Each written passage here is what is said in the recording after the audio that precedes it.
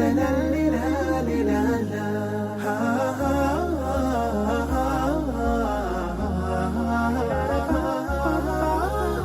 كتاب الله قلبي صار حي، وبحياتي صار لي ظل وفاي، ويوم عادت نفسي وروحي ليه عادت أيامي وأحلامي إلي. في كتاب الله قلبي صار حي، وبحياتي صار لي ظل وفاي، ويوم عادت نفسي وروحي ليه عادت في كتاب الله قلبي صار حي. بسم الله الرحمن الرحیم. اللهم صل على محمد وعلى آل محمد كما صليت على إبراهيم وعلى آل إبراهيم إنك حميد مجيد، وبارك على محمد وعلى آل محمد كما باركت على إبراهيم وعلى آل إبراهيم إنك حميد مجيد. عرض سلام دارم و ادب و احترام خدمت همه شما خوبان و عزیزان و سروران. با یکی دیگر از برنامه‌های مثال‌های قرآنی در خدمت شما خوبان و عزیزان هستیم. الله متعال در قرآن کریم معانی و مفاهیم رو در قالب مثال‌هایی برای ما ذکر میکنه تا بهتر درکش بکنیم. یکی از معانی و مفاهیمی که الله متعال برای ما در قرآن کریم در قالب مثال ذکر میکنه موضوع بسیار مهم تلاش و کوشش و سعی فردی یک انسان در مسیر عبادت. ما انسان ها، خیلی از ماها فکر میکنند که رابطه داشتن با یک شخص، با یک انسان صالح، نیکوکار، خوب و رابطه داشتن با یکی از اولیای الله تعالی و یا اینکه چون من آقازاده هم، سید زاده هم، چون من از نسل یکی از پیامبران و امامانم، چون من رابطم با فلان عالمی که خوشنام و حسن ظن بهش داریم خوبه، چون من خانم یک عالمم، چون من شوهر کسی هستم که حافظ قرآن و عالمه، چون من پدرم، برادرم، خواهرم، فرزندم، دوستم، آشنام، کسی که رابطهش با الله متعال خیلی خوبه. من حالا اگر من رابطم زیاد و عبادتم با الله متعال زیاد خوب نبود، هم اون هست، کمکم میکنه. من همیشه سر قبر فلانی میرم، من همیشه خرج میکنم براش، من از مسیر اون هم که شده به یک نوایی میرسم. الله متعال در قالب یک مثال در سوره مبارکه تحریم برای ما این موضوع رو مطرح میکنه که خیلی جا داره ما در این باب دقت کنیم. در آیه 10 سوره مبارکه تحریم الله متعال میفرماید که ضرب الله مثلا. الله متعال برای شما مثالی زد. ضرب الله مثلا. الله متعال مثالی زده للذین کفروا، برای کسانی که کافرند، کسانی که اعتقاد و باوری ندارند به الله تعالی، کسانی که رابطهشون به الله تعالی خوب نیست، کسانی که خودشون پایبند نیستن، خودشون عبادت ندارن، خودشون عمل نمی کنند، اما گمان میکنن چون رابطه دار با یکی از اولیای الله متعال هستن پس این به دردشون میخوره. طرف خودش اصلا نه نماز میخونه، نه روزه میگیره، نه عبادت میکنه، اما علما رو دعوت میکنه، محفل میگیره، عالم میاد سخنرانی میکنه، 100 نفر رو هم جمع میکنه تو خونش و محلش رو میزبانی میکنه و همه متاثر میشن، گریه میکنن، اشک میریزن. محفلی گرفته دیگه، میگه خلاص دیگه، فکر میکنه دین شده همه. کسی کمک میکنه به چند نفری، رابطش با اونها خوبه که اهل خیرن، انسان‌های خوبی هستن، از علما هستن، فکر میکنه که دیگه همین، دیگه خلاص همین شد وظیفه منو، دیگه من ضمانت شد برام، من خوشبخت میشم، من سعادتمند میشم، من رابطم خوبه.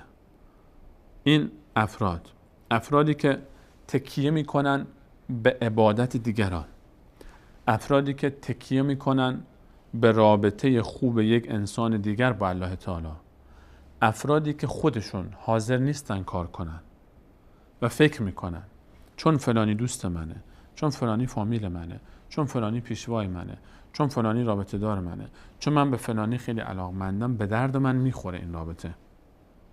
این افراد در الله تعالی بر اونها مثال میزنه. آیه قبل از این در آیه 9 صحبت از کفار و منافقینی که ادعای اسلام داشتن، در صف مسلمان ها هستن، همنشینی با مسلمان، همنشینی با صالحین، همنشینی با خوبان، همنشینی با اولیاء الله، رابطه داشتن با اولیاء الله به تنهایی، بدون عمل، بدون طی کردن مسیری که اونها رفتن، بدون اتباع از راه اونها به هیچ دردی نمیخوره. این صحبت این مثال الله متعال به ما میخواد این رو بفهمونه. در این مثال ضرب الله مثلا للذین کفروا، الله متعال مثال میزنه برای کسانی که کافر شدن، برای کسانی که خودشون باورمند نیستن، عمل نمیکنن، اعتقاد ندارن، اما فکر میکنن که همنشینی با باورمندان، خوبان، صالحان، رابطه داشتن با اونها به درد اونها میخوره. الله متعال میفهمد اگر قرار بود این رابطه به درد بخوره، باید رابطه اون دو زنی که الان ذکر میشه به دردشون میخورد. ضرب الله مثلا للذین کفروا امرأة نوح و امرأة لوط. الله متعال دو تا مثال میزنه. الله متعال میفهمد بیارید من مثال میزنم برای شما، خوب به دقت کنید. زن نوح و زن لوط رو. نوح علیه السلام از پیامبران و اولوالعزم الله تعالی است، مورد احترام تمام ادیان آسمانی و حتی تحریف یهودیت و نصرانیت هم باز سبب نشده که احترام این پیامبر عظیم کم بشه. یکی از بدون شک اولیای الله تعالی است. و لوط علیه السلام هم همینطور. خانم اینها، الله متعال میفهمد اینها خانم هاشون کافر بود. زن نوح علیه السلام و زن لوط علیه السلام کافر بودن. زن یعنی کی؟ زن نزدیکترین شخص زندگی انسان به انسانه. زن نزدیکترین شخص زندگی انسان به انسانه. هن لباس لکم و انتم لباس لهن. الله متعال میفرماد اون لباس تن شماست، شما لباس تن اونید. این لباس تن من نزدیکترین شی به وجود منه که عورت منو میپوشونه، که عورت شما و ما رو میپوشونه. لباس عورت انسان میپوشونه. زن آدم از زن نزدیکتر به انسان کی هست؟ هیچکی. رابطه زن و شوهر فراتر از رابطه هر انسانی با انسان است. زن و شوهر دیگه اصلا هیچ نیاز به توضیح نداره، دیگه همه میدونیم یعنی چی. رابطه زن و شوهر هیچ حد و مرزی نداره. با هم استراحت میکنند، در آغوش هم میخوابند و با هم رابطه دارند و با هم میخورند، میآشامند. این رابطه با این عمق، الان بحث رابطه است دیگه. بعضی فکر میکنن چون رابطهشون با یکی از اولیا و صالحین خوبه، چه مردش چه زندهش، میکنم چون هر روز میره سر قبرش، حالا چون پیرشه، امامشه، پیغمبری است، به دردش میخوره این رابطه. چون من فلان علما رو جمع میکنم، مهمونی میگیرم، ختم قرآن میگیرم، سخنرانی میگیرم، من رابطم خوبه دیگه. من خدمتکار فلانی هستم، کمک میکنم به مدرسه فلانی، اما خودش عمل نمیکنه، اما خودش باورمند نیست. آیا از زن به انسان نزدیکتر هست؟ و آیا زنی به مانند زن نوح علیه السلام، مردی به مانند نوح پیدا میشه در این درجه و مقام از اولیای الله تعالی که کسی انقدر با این ولی نزدیک باشه، با این وجود؟ این دو زن را الله متعال میفرماید کانتا تحت عبدین من عبادنا صالحین. این دوتا تحت کفالت و نظارت و سرپرستی دوتا از بندگان صالح من بودن. الله متعال میفهمد اینها زن تحت اون یعنی زنش بودن. در عربی میگن فلانی تحت فلان یعنی زنش هست. اینها زن دوتا از بندگان من الله با عظمت که صالح بودن، اینها دوتا زن اینها بودن. خب بعد چی شد؟ فخانتهما، خیانت کردن. این دوتا زن به شوهراشون خیانت کردن. خیانت اخلاقی نکردن، هرگز، کلا و حاشا. خیانت اینها به همسرانشون این نبود که نعوذ بالله فساد اخلاقی داشته باشن، نه، در خاندان پاک دامن بودن. یعنی در موضوع اخلاقیشون نسبت به همسرانشون پاک بودن. خیانت اینها چی بود؟ خیانتشون این بود که در اعتقاد و باور هم مسیر شوهراشون نبودن. پیامبری همسرش مثل خودش نیست، اعتقادش مثل اون نیست. فخانتهما، خیانت کردن به اونها.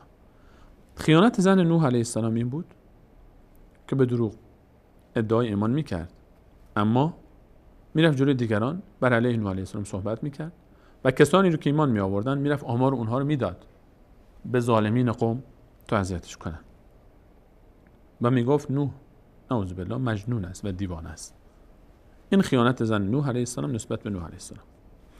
اما خیانت زن لوط نسبت به لوط علیه السلام که از پیامبران هم عصر و از خویشاوندان اقوام ابراهیم علیه السلام هست، ایشون زن لوط علیه السلام خیانتش چی بود؟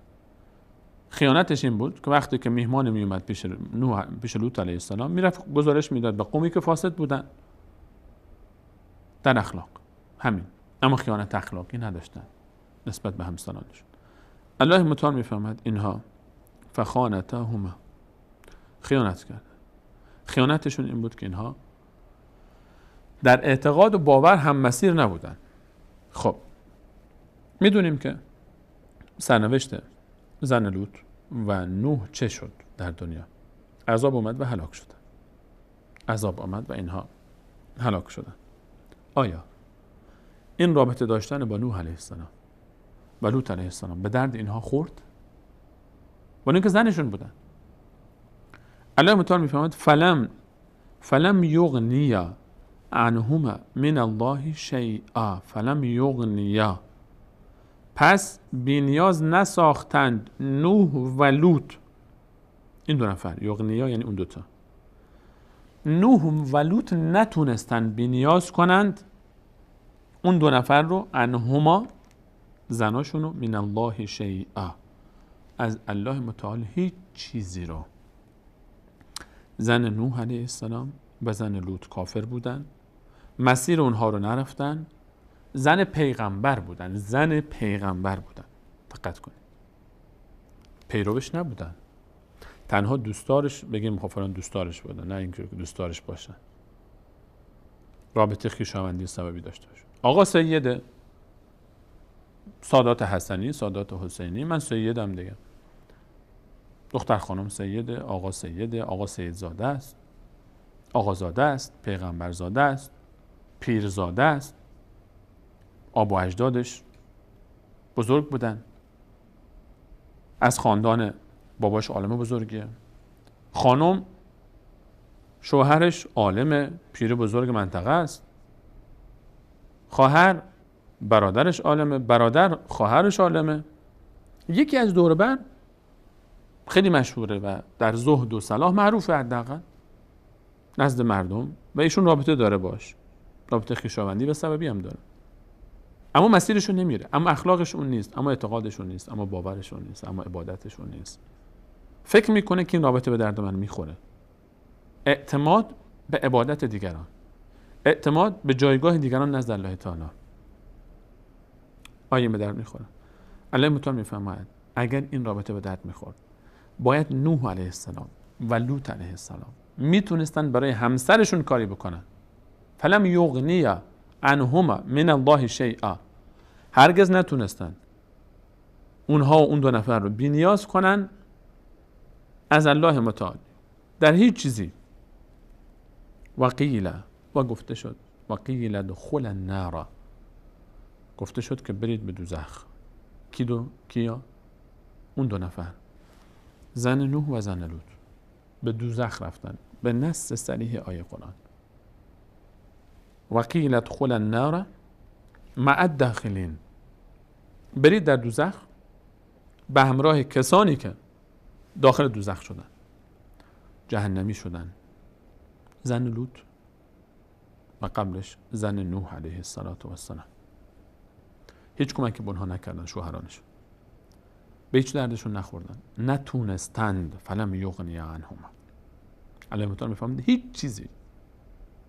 هیچ چیزی نتونستن کمک کنن. پیغمبری نمیتونه زنش رو نجات بده. و حتی ما درباره همسر داریم اینجا و همین نوح علیه السلام پسرش رو نتونست کمک کنه. حتی از الله متعال خواست و دعا کرد براش، فرمود که ان ابنی من اهلی، یا رب تو وعده داده بود اون لحظه‌ای که داشت پسرش جلوی چشمانش غرق میشد و حاضر نشد به کشتی سوار بشه چون کافر بود، فرمود که یا الله شما وعده داده بودی که من اهلتون رو نجات میدم، ان ابنی من اهلی، بچه من از خاندان منه، و ان وعدک الحق، وعده شما حق است، تو بهترین حاکمانی. پاسخ آمد از طرف الله متعال یا نوح انه لیس من اهلک، این از اهل تو نیست، انه عمل غیر صالح، این در گناه به حدی پیش رفته و انقدر از تو فاصله گرفته که اصلا خودش انگار که یک عمل غیر صالحه، خود این نماد گناه اصلا. این که آقا سید زاده است، بزرگ زاده است، پیغمبر زاده است، خانومش، شوهرش، فرزندش، پدرش، مادرش، خواهر برادرش، دوست و آشناش از علمای بزرگ منطقه‌ن، حافظ قرآنن، قاری هستن، شخصیتن، دعوتگرن، مجاهدن، شهید شده در راه دین. اینا هیچ کدوم از این سبب‌ها، این نسبت‌ها به درد انسان نمیخوره تا وقتی خود اون شخص اعتقادش درست نباشه، تا وقتی خود اون شخص راهروی خوبی بر اینها نباشه، تا وقتی خود اون شخص اهل عمل عبادت نباشه. تکیه بر عبادت دیگران، تکیه بر جایگاه دیگران نزد الله تعالی هیچ دردی رو درمان نمی‌کنه از انسان، هیچ فایده‌ای نداره برای من و شما. این نمونهش، این مثالش. ضرب الله مثلا للذین کفروا امرأة نوح و امرأة لوط كانتا تحت عبدین من عبادنا صالحین. از همسر که دیگه نزدیکتر به انسان وجود نداره. یک پیغمبر اولوالعزم به مانند نوح علیه السلام نمیتونه الله تعالی بفرماید فلم یغنی عنهما من الله شیئا، نمیتونه که به درد همسرش بخوره و فرزندش، نمیتونه کاری بکنه. حالا باز ما فکر میکنیم چون من 4 مشت به سر و کله و مغز خودم میزنم و یا فلان مدد یا فلان مدد میگم و آقا شما مشکلی نیست، 1 سال هر کاری که دلت میخواد بکن و 10 روز محرم میاد یک لباس سیاه بپوش و یه 4 به سر و مغز خودت بکوب و یه 4 فریادم بزن و روز قیامت 2 دستی میری بهشت دیگه، ضمانت میشه بهشت. خیلی چه منطقیه؟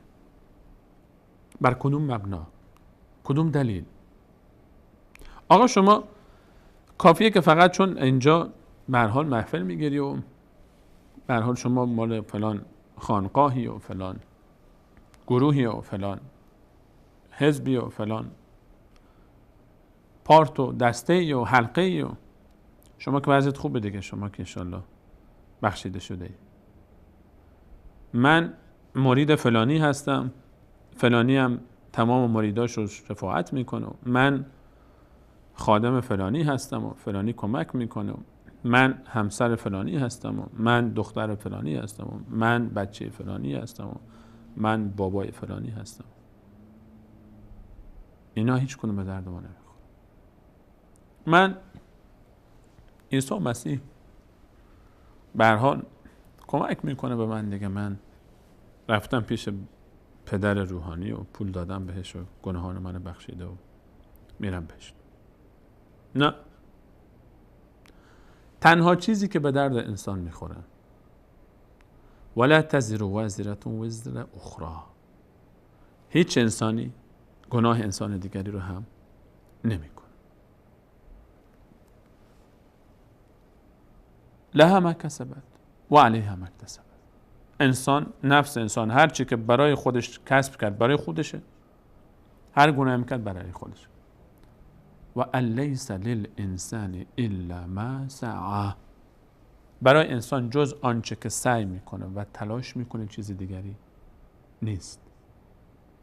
انسان خودش، اعتقادش، عبادتهاش، معاشرتهاش، معاملاتش، شخصیتش، رابطه پارتی بازی نیست روز قیامت.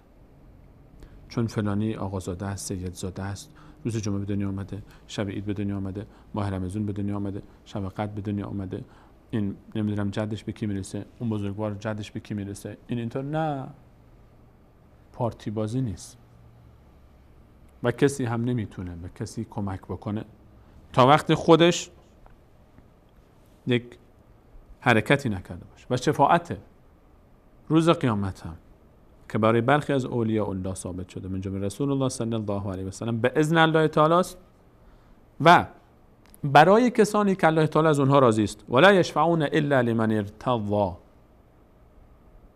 اینجوری نیست که هر کسی که نه خدا میشناسه، نه قیامت میشناسه، نه عبادتی کرده، نه نماز خونده، نه روزه گرفته بره، نه، اینجوری نیست. اینطوری نیست. این نمونه است. نوح علیه السلام پسرش مگه عزیزتر، مگه دعا نکرد برای پسرش؟ قبول نشد دعاش. قبول نشد. چرا؟ انه لیس من اهلک. بچه تو اصلا جز خاندان تو نیست تا وقتی که عملش مثل تو نیست. رابطه و واسطه به درد نمیخوره. عمل خود انسانی که به درد میخوره. نه قبر کسی به درد من و شما میخوره. مرده که به جای خود، حتی زندهش. این نمونهش. زن لوط علیه السلام در آغوش لوط علیه السلام. زن نوح علیه السلام در آغوش نوح علیه السلام. نه که سر قبرش فقط افتاده باشه، نه که سر مزارش رفته باشه یا فلان بگه. نه، زندگی کرده باشه. نه 1 سال و 2 سال. نوح علیه السلام 950 سال عمرش بود. گرچه ما دقیقا نمیدونیم همسرش چند سال زنده بوده، اما بالاخره چند صد سالی رو باید زندگی کرد. شما بگو اصلا 50 سال، شما بگو 1 سال باید زندگی کردی یا نه؟ فرزندش مگر از همین زن نبوده؟ مگر فرزند نوح علیه السلام مگر از همین نیست؟ به دردش نخورد، مشکلش حل نشد، نتونست، نمیتونه. این مثال رو الله متعال برای ما میزنه که مواظب خودتون باشید. رسول الله صلی الله علیه و سلم برای فاطمه زهرا فرمود: ای فاطمه دختر محمد صلی الله علیه و سلم، از مال دنیا هر چی از من میخوای بخواه، لا اغنی عنک من الله شیئا. این همین تعبیر. در پیشگاه الله متعال من هیچ کاری برات نمیتونم بکنم. خود انسانه که میتونه خودش رو جمع بکنه. الله متعال این آیه رو برای ما ذکر میکنه که مواظب باشید خودتون تا خودتون خوب نباشید، اعتقادتون، عملتون، رفتارتون به هیچ که دل خوش نکنید. هیچ کسی به درد شما نمیخوره. نه قبری، نه پیغمبری، نه اون کسانی که شما فکر میکردید در دنیا به درد شما میخورن، نه اون اولیا و صالحینی که چه زنده و چه مرده شما به سراغ اونها میرید و خدمت اونها رو میکنید. حتی هیچ کدوم از اینها به درد شما نمیخورن مگر تلاش خود شما. این مثالی است که الله متعال برای کسانی میزنه که اونها رابطه دار یکی از اولیای الله متعال هستند. و طرف دیگرش هم مختصر بگیم، طرف دیگه این مثال هم درس برای ما که احیانا الله متعال میفرماید شاید همسر شما کافر باشه، مسیر شما رو نیاد و با شما پیش نیاد، اما دیگه اینجا احساسات فایده نداره. اینجا دیگه باید شر حاکم باشه. ما مسلمان با کافر زندگی نمیکنه و شاید فرزند شما راه شما رو نیاد، شاید والدین شما راه شما رو نیاد، مثل ابراهیم علیه السلام. اینجا دیگه فراموش نکنید که باید صبر بکنید، استقامت بکنید، تلاش بکنید، تلاش به خرج بدید تا بتونید که کمکی بکنید. اما هدایت به دست شما نیست، هدایت به دست الله تعالی است. اونه که اگر بخواد هدایت میکنه و اگر نخواد. چون خود شخص در وجودش این استعداد رو نداره و این توانایی رو نداره، نمیخواد و حرکت رو نداره و تمایل رو نداره و انابت رو نداره، الله متعال هم این توفیق رو نصیبش نمیکنه. این آزمایش هایی است که شاید ما هم در زندگی نمونه‌هاش رو داشته باشیم. خیلی از عزیزان گله میکنن از فامیلا، از همسر، از پدر و مادر، از فرزند که در مسیر دین نیست. تلاش میکنیم، دعا میکنیم، سعی میکنیم که به مسیر بیان، اما به هر حال در نهایت همان چیزی خواهد شد که تقدیر اونهاست و باید صبر کرد. این هم نوعی از مصیبت است و الله متعال بندگانش رو با اون آزمایش میکنه. از اینکه تا این لحظه برنامه خودتون یاری کردین تشکر میکنم. در برنامه بعد ان شاءالله باز نمونه دیگری از مثال‌های قرآنی رو به همراه شما عزیزان بررسی خواهیم کرد و تا برنامه بعد همه شما خوبان رو به الله متعال میسپارم. الله یار و نگهدار شما.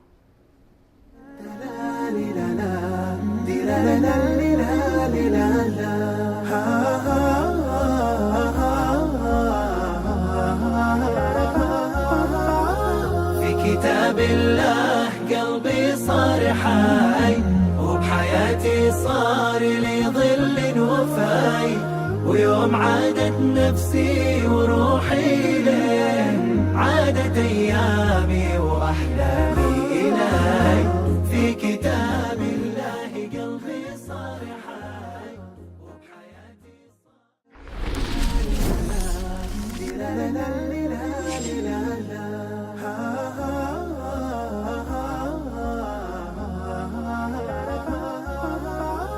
في كتاب الله قلبي صار حي وبحياتي صار